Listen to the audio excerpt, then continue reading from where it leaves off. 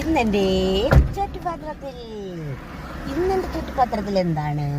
ഇന്ന് ഞാൻ ഒരു യാത്രയിലാണ്. ഇന്ന് എൻ്റെ അപ്പൂപ്പൻ്റെ ബർത്ത്ഡേ ആണ്. അപ്പൂപ്പൻ എന്ന് പറഞ്ഞാൽ ശ്രീനാരായണ ഗുരു, എനിക്ക് ഏറ്റവും പ്രിയപ്പെട്ട അപ്പൂപ്പൻ ആണ്. ശ്രീനാരായണ ഗുരുദേവൻ്റെ ബർത്ത്ഡേ ആയിട്ട് ഇന്ന് ചതയം. അപ്പോൾ നമ്മൾ വർക്കലയൊക്കെ ഇങ്ങനെ ചുമ്മാ ഒന്ന് പോയി, നമ്മൾ ഒന്ന് രണ്ട് കാര്യങ്ങൾക്ക് പോകണമായിരുന്നു.